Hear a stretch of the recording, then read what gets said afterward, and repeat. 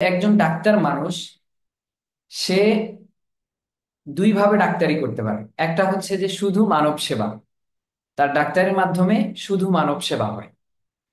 আরেকজন ডাক্তার, সে ডাক্তারিও করে, মানব সেবাও করে, আবার ইসলামের খেদমতও করে। হুম। মানে ইসলামটা তার ডাক্তারির সাথে সম্পৃক্ত হয়ে যায় একেবারে, একটা একটার সাথে সামঞ্জস্যপূর্ণ হয়ে যায়। তো এই জন্য তোমাদের জীবনের গোলের সাথে ইসলামের সাথে সম্পৃক্ততা থাকতে হবে,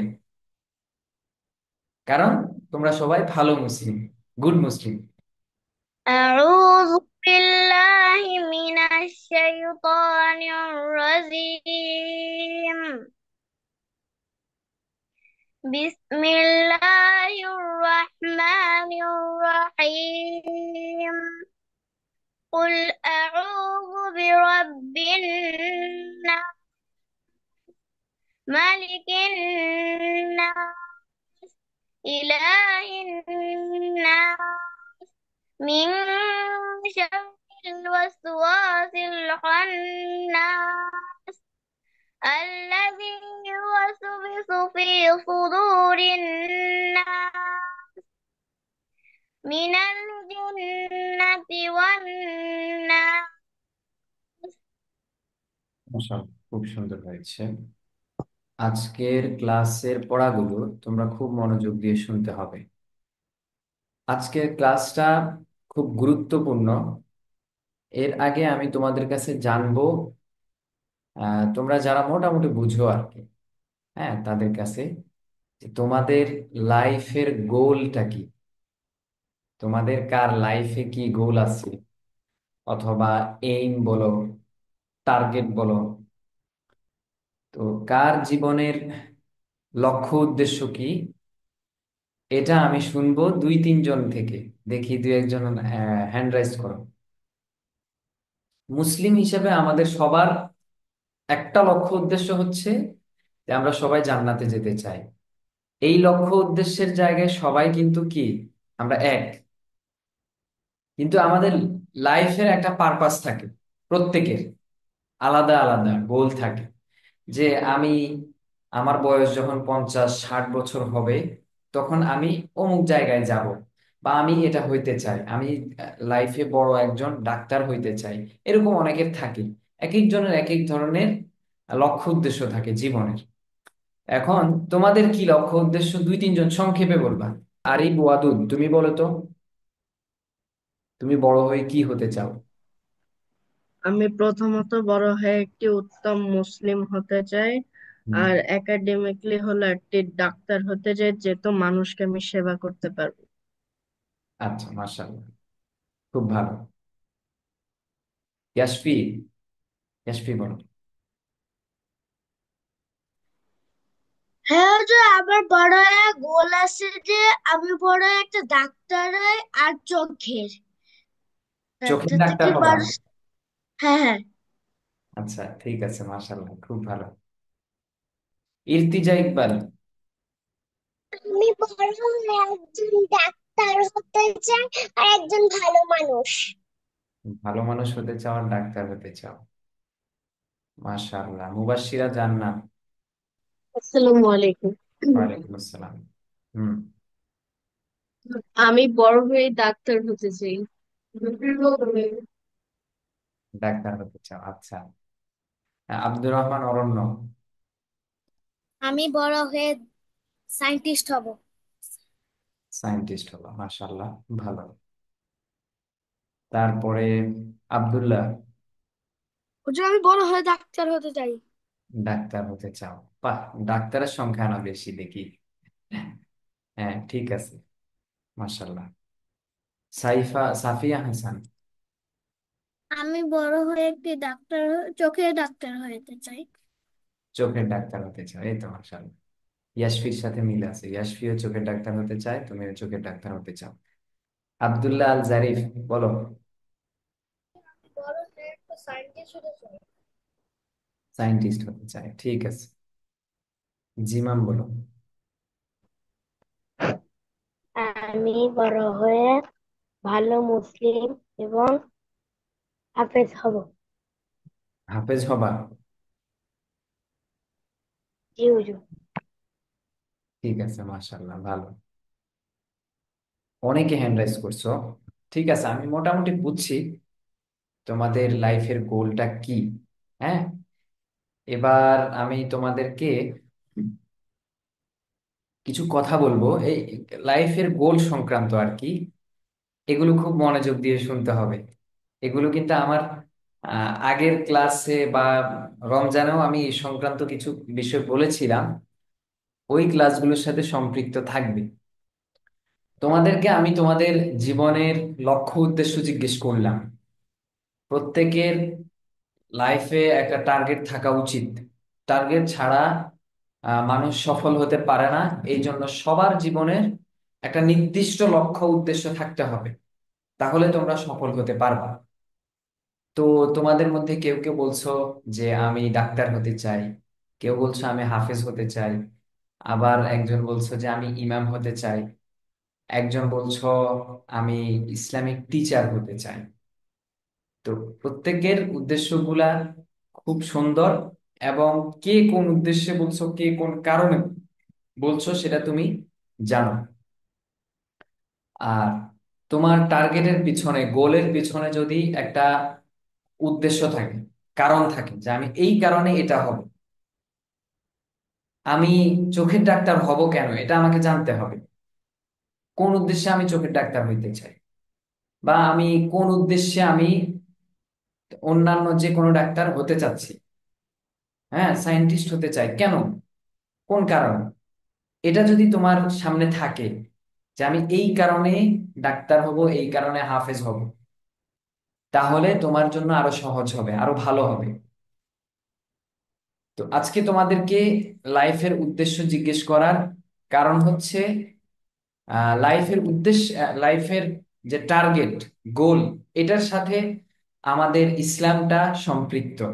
যেহেতু আমরা সবাই মুসলিম, দেখা যায় যে অনেকে ডাক্তার হয়, ইঞ্জিনিয়ার হয়, হ্যাঁ, লয়ার হয়, মানে এক একজন এক এক দিকে কাজ করে। কিন্তু সে এটাকে ভিন্ন সাবজেক্ট মনে করে। মানে ইসলাম আলাদা, ডাক্তার আলাদা, ইসলাম আলাদা, ইঞ্জিনিয়ার আলাদা। ঠিক আছে, এগুলা আলাদা না, এগুলা সবগুলা একই। ডাক্তার যে, সে ওই ডাক্তারি বিদ্যা দিয়েই ইসলামে খেদমত করতে পারে। যেমন আমি তোমাদের ইসলামিক টিচার, ঠিক আছে, আমি সরাসরি তোমাদেরকে ইসলামটা শিক্ষা দিচ্ছি। তো এক্ষেত্রে দেখা যাচ্ছে যে আমি সরাসরি একেবারে ইসলামের সাথে সম্পৃক্ত। কিন্তু একজন ডাক্তার মানুষ, সে দুই ভাবে ডাক্তারি করতে পারে। একটা হচ্ছে যে শুধু মানব সেবা, তার ডাক্তারের মাধ্যমে শুধু মানব সেবা হয়। আরেকজন ডাক্তার, সে ডাক্তারিও করে, মানব সেবাও করে, আবার ইসলামের খেদমতও করে। হুম, মানে ইসলামটা তার ডাক্তারির সাথে সম্পৃক্ত হয়ে যায় একেবারে, একটা একটার সাথে সামঞ্জস্যপূর্ণ হয়ে যায়। তো এই জন্য তোমাদের জীবনের গোলের সাথে ইসলামের সাথে সম্পৃক্ততা থাকতে হবে, কারণ তোমরা সবাই ভালো মুসলিম, গুড মুসলিম। এই জন্য, তো এবার আসো, আমি তোমাদেরকে কেন এই কথাগুলো বলছি, এটার পেছনের উদ্দেশ্য হচ্ছে এই যে এখন ফিলিস্তিনের যেই উদ্দেশ্যটা, মানে ফিলিস্তিনের যেই কাহিনীগুলো বর্তমানে চলছে, আমরা দেখছি যে আমাদের মতোই বাচ্চারা অনেক মারা যাচ্ছে, হ্যাঁ, তাদের উপর অনেক নির্যাতন করা হচ্ছে। আমরা যেভাবে খুব সুন্দরভাবে আমরা জীবন যাপন করছি, কিন্তু তাদের জীবনটা এমন দুর্বিষহ যে তারা এখন অক্সিজেনেরও অভাব, খাবার দাবার তো দূরের কথা, মানে আমরা 3 বেলা 4 বেলা 5 বেলাও খাই আমরা, কিন্তু তাদের খাবার দাবারের তো অভাব, সাথে অক্সিজেনটাও ঠিকঠাক মতো পাচ্ছে না। হ্যাঁ, তাদের জীবনটা এত কঠিন হয়ে গেছে। তো ওই দিকে তাকায়া আমি তোমাদেরকে তোমাদের জীবনের উদ্দেশ্য বললাম। দেখো, এই ফিলিস্তিনের ইতিহাসটা একদিনের না। ফিলিস্তিন বা ইসরায়েলের যে যুদ্ধ, এটা 1948 সাল থেকে শুরু হয়ে আসছে, প্রায় 77 বছর, 77। হ্যাঁ, এত লং টাইম এই ইসরায়েলিরা মুসলিমদের উপর নির্যাতন করছে। আর আমরা যারা মুসলিম আছি, আমরা কি করি? আমরা তোমার ভিনদেশি মুসলিম আর কি, অর্থাৎ বাংলাদেশি। আমাদের কাজ হচ্ছে, যখন ওদের উপর নির্যাতনটা বেড়ে যায়, আমরা এই দেশে দুই একটা আন্দোলন করি, মিছিল মিটিং এগুলো করি। তোমরা দেখছো না মিছিল হয়েছে না কিছুদিন আগে, গত সপ্তাহে? দেখছো? দেখে হাত দুটাও তো, কে কে দেখছো? মিছিল হয়েছে, আন্দোলন হয়েছে, এরকম দেখছো, অনেকে দেখছো।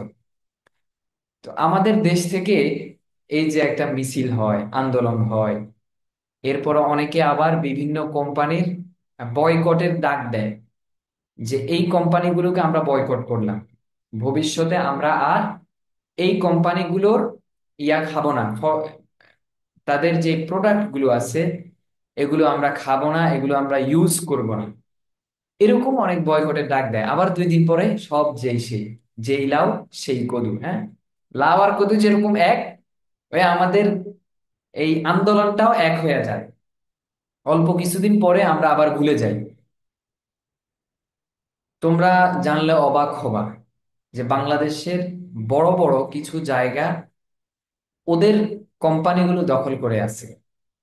যারা হ্যান্ড রাইজ করছো, লোয়ার হ্যান্ড করো। বাংলাদেশের অনেক বড় বড় কিছু ব্যবসার জায়গা ওরা দখল করে আছে। আমরা যতই বলি কোকা কোলা খাবো না, আমরা যতই বলি পেপসি খাবো না, আমরা যতই বলি কিনলে, এরপরে অ্যাকুয়াফিনা, এই প্রোডাক্ট গুলো আমরা খাবো না, তারপরে তোমরা যেটা খাও কুরকুরে চিপস, না? কুরকুরে, কুরকুরে চিপস, এটাও ওদেরই পণ্য। তাহলে আমরা কুরকুরে খাবো না। তো এগুলো আমরা যত বলি, কিছুদিন পর পর, তোমরা তো এখনো ছোট, আমরা আমাদের ছোটবেলা থেকে দেখে আসছি এভাবে বলা হয়। কিন্তু এখনো পানীয় আইটেমের মধ্যে এই কোকা কোলা, পেপসি, এই কোম্পানিগুলো বাংলাদেশের টপ কোম্পানি। আমরা সবাই ওদেরকে ঘৃণা করি, তারপরেও এই কোম্পানিগুলোই বাংলাদেশের টপ। ঠিক আছে? তো মুসলিম হিসাবে দেখো, আমাদের যেসব ভাই, ওরা কিন্তু এই যে ফিলিস্তিনে যাদের উপর অত্যাচার করতেছে, যাদেরকে বোম ব্লাস্ট করে একেবারে গুঁড়ো গুঁড়ো করে দিচ্ছে, ওই ছোট ছোট বাচ্চারা, ওই মহিলারা, তারা আমাদেরই ভাই, আমাদের মা, আমাদের বোন। আমাদের টাকা দিয়ে, অর্থাৎ আমরা যেসব প্রোডাক্ট কিনতেছি, ওই প্রোডাক্টের টাকা দিয়ে ওরা আমাদের বোনদেরকে মারে, আমাদের ভাইদেরকে হত্যা করে।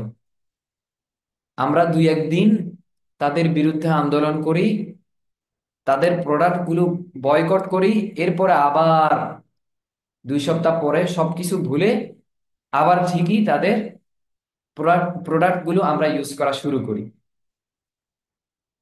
তো এই হলো আমাদের অবস্থা। আচ্ছা, ওদের উল্লেখযোগ্য কিছু প্রোডাক্টের নাম বলি তোমাদেরকে, হ্যাঁ, যেগুলো আমরা ইউজ করি আর কি। যেমন পেপসুডেন্ট, আমাদের প্রত্যেকের বাসায় বাসায় পেপসুডেন্ট পেস্ট পাওয়া যায়। আমরা ক্লোজ আপ ইউজ করি। কোকা কোলা, পেপসি, এগুলো তো আমাদের নিত্যদিনের পানীয়। 7 আপ, এরপরে কিনলে, তারপরে অ্যাকুয়াফিনা, ফান্টা, মিরিন্ডা। খাও না তোমরা? খুব মজা লাগে এগুলা খাইতে, কারণ এগুলা হারাম তো। এগুলার মধ্যে ওই যে আমাদের মুসলিমদের রক্তটা মিশা আছে, এই জন্য এই খারাপ হারাম প্রোডাক্ট গুলো আমাদের কাছে বেশি মজা লাগে। হ্যাঁ, তো এই যে ফান্টা আমরা খাই, মিরিন্ডা খাই, 7 আপ তো আমরা খাই। তারপরে আমরা শ্যাম্পু ইউজ করি, ক্লিয়ার, সানসিল্ক, ডাব শ্যাম্পু, এগুলো আমরা প্রায় ইউজ করি, প্রত্যেকটা বাসায় বাসায় এগুলো আছে। আমাদের কাপড় ধোয়া হয়। আর তুমি হয়তো ধো না, তুমি তো ছোট, তোমার আম্মু বাসায় ধোয়, খুঁজে দেখবা বাসায় হয়তো রিন পাউডার আছে, হুইল পাউডার আছে, অথবা সার্ফ এক্সেল আছে। এগুলো আমাদের বাংলাদেশে সবচেয়ে বেশি ব্যবহার হয়। রিন্স, সার্ফ এক্সেল, এরপর হুইল পাউডার, এগুলো আমাদের প্রত্যেকের বাসায় ব্যবহার হয়। এরপরে ধরো তোমার, আমরা যে খাই না, আমাদের নুডলস, নুডলসটা আমরা আমরা খুব বেশি পছন্দ করি। ম্যাগি নুডলস, না? ম্যাজিক, এই নুডলস গুলো আমরা খুব মজা করে, খুব সুস্বাদু করে খাই, খাইতে খুব মজা লাগে। তারপরে আমাদের যে এই সাবান ইউজ করি, ডাব সাবান, লাইফ বয়, লাক্স, সবার বাসায় আছে না? সবাই চিনো এগুলো, তোমরা ছোট এরপরও তোমরা সবাই এগুলো চিনো। লাইফ বয় সাবান, লাক্স সাবান, তারপরে ডাব সাবান, হ্যাঁ, তারপরে পন্ডস ক্রিম বা পন্ডসের যেসব তোমার বডি স্প্রেও আছে, এরপরে পন্ডসের আরো পাউডার আছে, পাউডার, এগুলো আমরা বেশি বেশি ইউজ করি, খুব মজা লাগে। ট্যাং, ট্যাং তো আমরা শরবত হিসেবে খাই, আমাদের মেহমানরা আসলে তাদেরকেও খাওয়াই। এই জিনিসগুলোই হচ্ছে তোমার ওই যে ইসরায়েলি পণ্য, বুঝছো? আমরা 2 দিন ইউজ করি, এরপরে শেষ। ভ্যাসলিন, আমরা ভ্যাসলিন খুব শীতকালে খুব ব্যবহার করি। এরপরে গ্লো অ্যান্ড লাভলি, হ্যাঁ, এটাও ইউজ করি, ফেয়ার অ্যান্ড লাভলি আর কি। খুব গুরুত্বের সাথে এই কোম্পানি, এই যে এই প্রোডাক্ট গুলো বললাম, তোমরা সবাই বলো তো এগুলো কি তোমরা সবাই চিনো না? যেগুলোর নাম বলছে এগুলো চিনো সবাই? হ্যাঁ, মাথা নাড়াও। হ্যাঁ, সবাই চিনো, সবার বাসায় দেখবা যে এগুলো আছে। তাহলে এগুলো হচ্ছে ওদের প্রোডাক্ট, আমরা খুব আহ মজা করে ইউজ করি। এই প্রোডাক্টের টাকা দিয়া, অর্থাৎ এই প্রোডাক্টের একটা লভ্যাংশ, লভ্যাংশের টাকা দিয়ে ওরা অস্ত্র কিনে, ওরা আমাদের মা বোনদের উপর জুলুম করে, আমাদের ছোট ছোট ভাই যারা আছে ওদেরকে গুলি করে বোম মেরে ঝাঁঝরা করে দিচ্ছে। টাকা টাকা আমাদের, আমাদের প্রোডাক্ট কেনা টাকা দিয়ে এটা কিভাবে যায় সেটা হয়তো তুমি এখন বুঝবা না, তুমি তো ছোট মানুষ, তুমি হয়তো বুঝবা না যে বাংলাদেশি আমরা যেটা কিনি, 7 আপ একটার বোতল 30 টাকা আনা বা 60 টাকা। তো এইটার টাকা এখান থেকে আর কতই যায়? এই কতই যায়, 10 জনে 10 দিন কিনলে একটু একটু একটু একটু করে কোটি কোটি টাকা, বিলিয়ন বিলিয়ন ডলার ওদের অ্যামাউন্টে জমা হয়। আর ওই টাকা দিয়ে ওরা অস্ত্র কিনে, ওই অস্ত্র দিয়ে ওরা আমাদেরকে হত্যা করে, আমাদেরকে মেরে ফেলতেছে। এখন আমি যেটা বলতে চাচ্ছি যে আমরা কিন্তু যেন তেন জাতি না, মুসলিমরা শ্রেষ্ঠ জাতি। মুসলিমরা একটা সময় ছিল যখন সারা পৃথিবী রাজত্ব করত। এখন যেরকম আমেরিকা তোমার স- সবচেয়ে পাওয়ারফুল না, আমেরিকা, ওরা এখন পৃথিবীটাকে পরিচালনা করে। একটা সময় ছিল যখন মুসলমানরা মক্কা মদিনা থেকে সারা পৃথিবীকে পরিচালনা করত। এরপরে তোমার মুসলমানদের শাসন ছিল অনেক বেশি। একটা পর্যায়ে আস্তে আস্তে যাইতে যাইতে যাইতে যাইতে মুসলিমরা তাদের এই ঐতিহ্যটাকে হারিয়ে ফেলছে।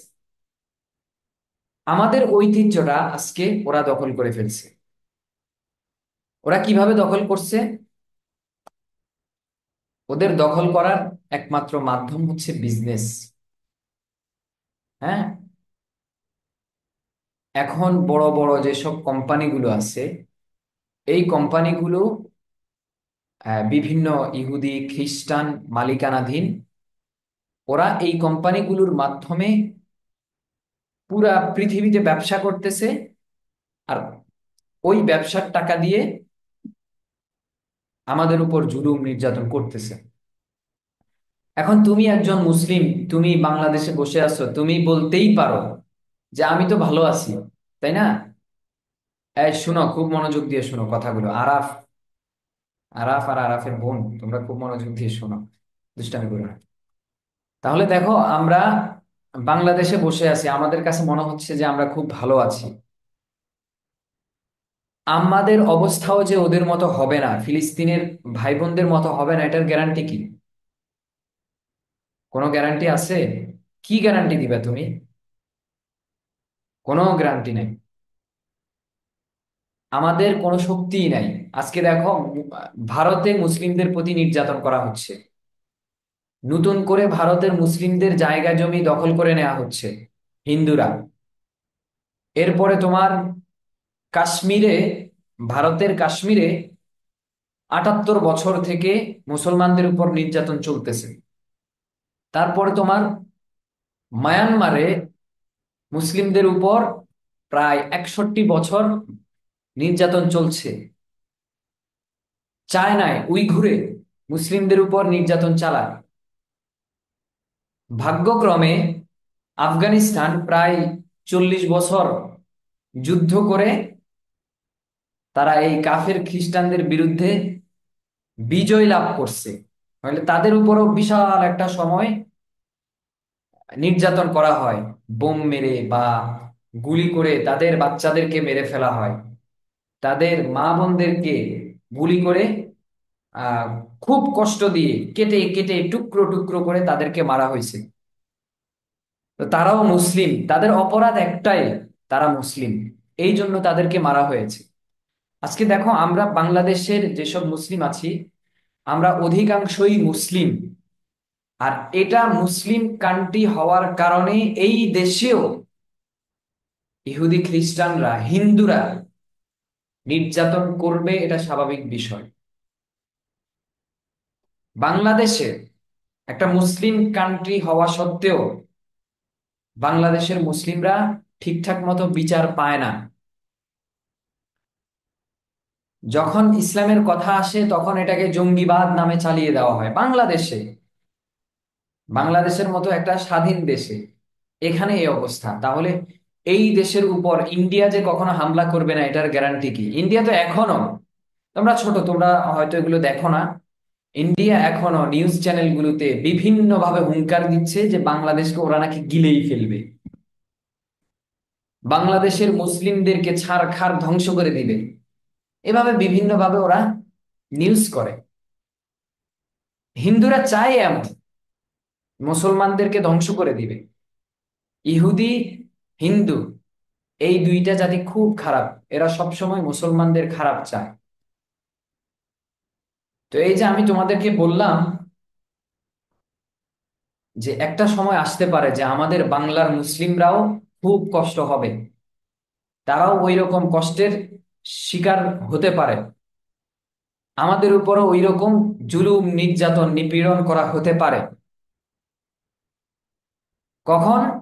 যখন আমরা নিজেদের সম্পর্কে ভালোভাবে না জানবো, আমাদের দায়িত্ব কর্তব্য কি এটা আমরা ভালোভাবে না বুঝবো, আমরা ভালোভাবে সতর্ক না হব, হঠাৎ করে একদিন আমাদের উপর এই বিপদ চলে আসবে, আমাদের উপরও এই অত্যাচার শুরু হয়ে যাবে, আমরা টেরও পাবো না।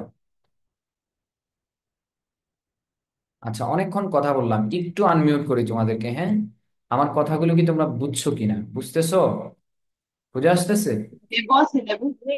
স্যার। জি। জি Yes, স্যার। হুজুর। খুব ভয় ছিল হুজুর, খুব ভয় কথা বললে তুমি। ওরিও বিস্কুটও কি ইসরায়েলের প্রোডাক্ট? খুব ভয়।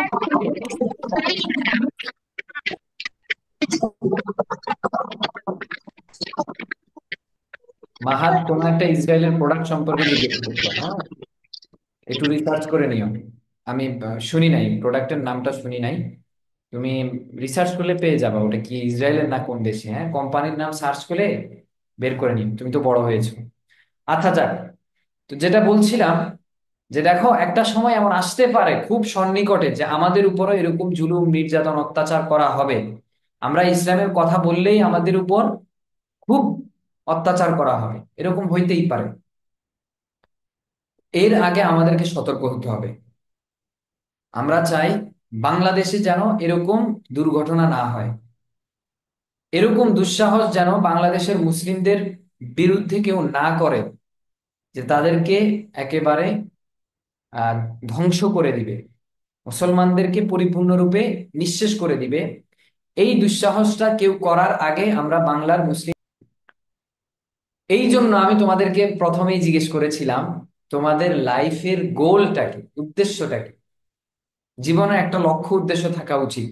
কারো যদি জীবনে লক্ষ্য উদ্দেশ্য না থাকে, মাহাত খেয়াল করে শুনো, লক্ষ্য উদ্দেশ্য চেঞ্জ হবে সেটা পরবর্তী বিষয়, কিন্তু যে কোনো একটা লক্ষ্য নির্ধারণ করে কাজ করা, যদি আমার জীবনে কোনো লক্ষ্য না থাকে, কথার কথা, একজন মানুষ সে চট্টগ্রাম যাবে, কক্সবাজার যাবে, সে ঘুরতে যাবে, সে জানে, তাহলে সে এবার নির্ধারণ করবে যে আমি কিভাবে যাব, ঘুরতে যাব তো বাসে করে যাব না ট্রেনে করে যাব, না বাসে করে যাব, তাহলে বাসে করে গেলে কি বাসে যাব সেটা সে নির্ধারণ করে। এভাবে একসময় সে চট্টগ্রাম যায়। আরেকজন মানুষ সে ঘরে শুয়ে শুয়ে আমি ঘুরতে যাব, এবার একটা ট্যুরে দিব, হ্যাঁ পরীক্ষাটা শেষ হোক, এক্সামটা শেষ হোক, একটা ভালো মানের একটা ট্যুর দিব, কিন্তু সে এটা জানে না সে কই যাবে, এটা নির্ধারণ করে নাই। মানে সে কোথায় ট্যুর দিবে, কোথায় ঘুরতে যাবে, এটা যদি কেউ নির্ধারণ না করে, পরীক্ষাটা শেষ হইলে এবার সে কি করবে, ঘর থেকে বের হবে, ঘর থেকে বের হয়ে রাস্তা রাস্তা হাঁটবে আর মনে মনে বলবে আমি ট্যুর দিতেছি। কারণ তার তো ওই যে লক্ষ্য উদ্দেশ্য নাই, সে তো এটা নির্ধারণ করে নাই সে কি কক্সবাজার যাবে না সিলেট যাবে নাকি তোমার বান্দরবন যাবে, কোথায় যাবে এটা নির্ধারণ করে নাই। নির্ধারণ না করার কারণে সে এখন শুধু কি মুখস্থ ঘুরতেছে, ওই যাবে সে জানে না। তো এটাই, তোমার যদি জীবনে একটা লক্ষ্য থাকে, আমি ডাক্তার হব, তাইলে ওই ডাক্তার হওয়ার জন্য কি কি করণীয় তুমি সেগুলো আস্তে আস্তে করবা। অবশ্যই যেই কাজে করো, যেই জায়গায় যাও, তোমার ইসলামটাকে আগে মাথায় রাখতে হবে। সবাই মুসলিম, আমরা সবাই মুসলিম, এই জিনিসটা মাথায় রাখা আমার মাধ্যমে যেন ইসলামের বড় একটা কাজ হয়, ইসলামের অনেক বড় একটা উপকার হয়, এই জিনিসটা মাথায় রেখে তোমরা সবাই যে যা হতে চাও, যে যা করতে চাও সবই করো। আর মুসলিমরা কখনো খারাপ হয় না, এটাও মাথায় রাখবে। খারাপ মানুষ কখনো মুসলিম হতে পারে না। ইসলাম সবাইকে ভালো শিক্ষা দেয়। তো সবাই ভালো মানুষ হতে হবে, ভালো মুসলিম হতে হবে, এরপরে তুমি অনেক বড় কিছু হও। এবার আসো, মুসলিমরা আসলে কি হইতে চায় বা মুসলিমদের কি হওয়া উচিত, তাদের টার্গেটটা কেমন হওয়া উচিত, এটা বলি। মানুষের টার্গেট যেমন হবে আল্লাহ তাকে তেমন বানাবে, এটা খেয়াল রাখো। তুমি ডাক্তার হইতে চাও, এটা আমার সমস্যা না, ডাক্তার ভালো, ডাক্তার হতে হবে, ডাক্তারের দরকার আছে, ভালো ডাক্তারের অভাব। তুমি একজন ভালো ডাক্তার হও, ভালো চক্ষু ডাক্তার হও, ভালো ব্রেইনের ডাক্তার হও, ভালো পেটের ডাক্তার হও। হ্যাঁ, ডাক্তার অনেকেই হইতে চাইছো, এটা খুব ভালো, কিন্তু শুধু ডাক্তার হবা কেন, আমি ডাক্তার স্বপ্ন। এই কথাগুলো আমি কেন বলতেছি জানো? এই কথাগুলো আমার বলার উদ্দেশ্য হচ্ছে মুসলমানরা এই জায়গায় পিছিয়ে গেছে। একটা সময় মুসলিমরা বড় বড় বিজনেস কোম্পানিগুলোর মালিক ছিল, তাদের হাতে এই যে মার্কেট বলো বা তোমার এই হাসপাতালগুলো বলো, পৃথিবীর বড় বড় কোম্পানিগুলো মুসলিমদের হাতে ছিল, এই জন্য মুসলিমদের সবচেয়ে পাওয়ার ছিল।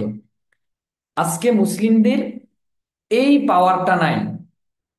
ছোট স্বপ্ন দেখো না বাবা, আমি বলছি তোমার স্বপ্ন হবে অনেক বড়। যত বড় স্বপ্ন দেখবা আল্লাহ তোমাকে তত বড় বানাবে। তোমরা সবাই অনেক বড় হবা, এটা আমি চাই। যার টার্গেট যেটা সে ওই টার্গেটে সবচেয়ে বড় হও, এটা আমি চাই। যারা বলছো ডাক্তার হবা, এই যে ইয়াসপি বলছে, আরো কে কে যেন বলছে, আমি চাই তোমরা পৃথিবী বিখ্যাত ডাক্তার হও। সারা পৃথিবী থেকে মানুষ ছুটে আসবে তোমার ডাক্তারি, তোমার চিকিৎসা নেওয়ার জন্য, আমি এটা চাই। তাহলে তুমি ওইভাবে স্বপ্ন দেখতে হবে, যদি তুমি ওইভাবে স্বপ্ন না দেখো তাহলে তুমি অত বড় ডাক্তার হতে পারবা না। ঠিক আছে? তো এরপরে আমি বড় ডাক্তার হলাম, বড় ইঞ্জিনিয়ার হলাম, তো সারা পৃথিবী বিখ্যাত হয়ে গেলাম, তারপরে আমার দ্বারা ইসলামের কি ফায়দাটা হবে, এটা চিন্তা করো। আমি যে বললাম যে যাই হও, ইসলামটা এর সাথে পরিপূর্ণভাবে মিলিত থাকতে হবে। ইসলাম কোনো অংশে বাদ যেতে পারবে না তোমাদের জীবন থেকে। তুমি ডাক্তার হও, ইঞ্জিনিয়ার হও, যাই হও, ইসলামটা ওটার সাথে পরিপূর্ণরূপে মিলিত থাকতে হবে। আর তোমার টার্গেট থাকবে যে আমি ডাক্তার হই আর যেটাই হই, আমার বিলিয়ন বিলিয়ন ডলারের, ট্রিলিয়ন ট্রিলিয়ন ডলারের একটা কোম্পানি থাকবে, একটা প্রতিষ্ঠান থাকবে, সেটা হইতে পারে হাসপাতাল, সেটা হইতে পারে তোমার একটা স্কুল, ইউনিভার্সিটি, যাই হোক, এরকম বড় একটা প্রতিষ্ঠান তোমার জীবনে যেন থাকে। তাহলে তুমি কি করতে পারবা? ওটা দিয়ে তুমি এই যে বাংলাদেশের বিরুদ্ধে যারা যুদ্ধ করতে আসবে, ওই টাকাটা দিয়ে, ওই ইনকাম দিয়ে তুমি তাদের বিরুদ্ধে যুদ্ধ করতে পারবা।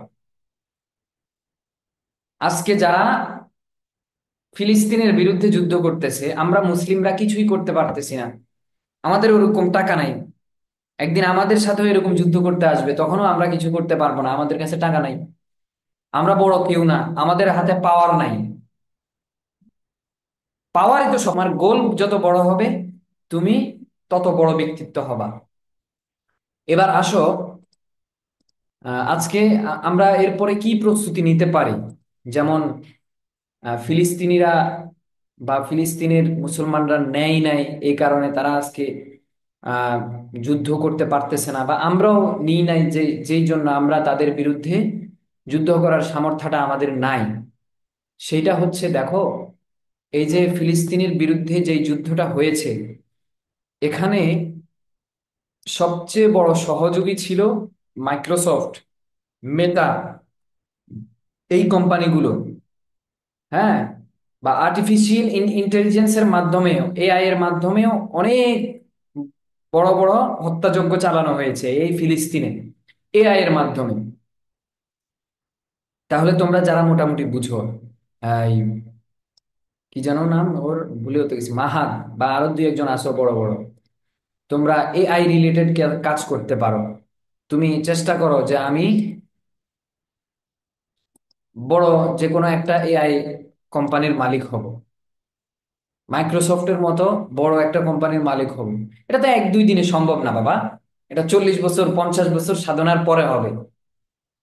ইলন মাস্ক বলো, জেফ বেজোস বলো, ওরা একদিনে হয় নাই, ওদের পেছনে অনেক বড় একটা ইতিহাস আছে। আলিবাবার মালিক, একদিনে হয় নাই। হ্যাঁ, বিভিন্ন বড় বড় কোম্পানিগুলো বিশাল একটা ইতিহাসের পর এরকম বড় পর্যায়ে পৌঁছায়। তাইলে তুমি ওইরকম বড় করে স্বপ্ন দেখো, তাহলে তোমার মাধ্যমেও এই জালেমদের সাথে, কাফেরদের সাথে, তাদের বিরুদ্ধে যুদ্ধ করা সহজ হবে। ঠিক আছে? আজকে ওরা এআই এর মাধ্যমে যদি আমাদের এতগুলো মানুষকে মারতে পারে, মাইক্রোসফটের সহযোগিতায়, বা মেটা, এই যে ফেসবুক বলো, হোয়াটসঅ্যাপ বলো, আমরা এগুলো ইউজ করতেছি আমাদের প্রয়োজনে, বা এটার কোনো আহ, ভিন্ন কোনো আমরা আবিষ্কার করতে পারি না, এই জন্য ওদেরটা ইউজ করি। ওরা আমাদের ডেটাগুলো সবগুলো নিয়ে গেছে, এই ডেটাগুলো দিয়ে তারা আমাদের বিরুদ্ধে যুদ্ধ করতেছে। তো আমরা এটার বিকল্প তৈরি করার চেষ্টা করি, স্বপ্ন দেখি আমি বড় হলে এরকম হব। ইনশাআল্লাহ আল্লাহ আমাদেরকে কবুল করবে। আচ্ছা, এতটুকু পর্যন্ত সবাই বুঝছো তো? কথাগুলো হয়তো অনেকের মাথার উপর দিয়ে গেছে। আর যাদের মাথার উপর দিয়ে গেছে, তোমাদেরকে একটা কথাই বলি, এই শুনো, যাদের মাথার উপর দিয়ে কথাগুলো গেছে, তোমাদেরকে ফাইনাল যে কথাটা আমি বলবো সেটা হচ্ছে, আমি আজকের ক্লাসে এটাই বোঝাতে চেয়েছি যে তোমরা স্বপ্ন দেখতে অনেক বড় করে স্বপ্ন দেখবা। স্বপ্নই তোমাকে তোমার চূড়ান্ত গন্তব্যে পৌঁছাবে। কেউ যদি স্বপ্নই না দেখতে পারে, তার গন্তব্যই যাওয়ার অধিকারটা আর থাকবে না। ঠিক আছে? এই জন্য তোমরা যারা বুঝো নাই ছোট, তোমরা বড় হলে বা যখন স্বপ্ন দেখার, নিজেকে নিয়ে ভাবার সময় আসবে, তুমি অনেক বড় করে চিন্তা করবা। এটাই আমার আজকের কথা।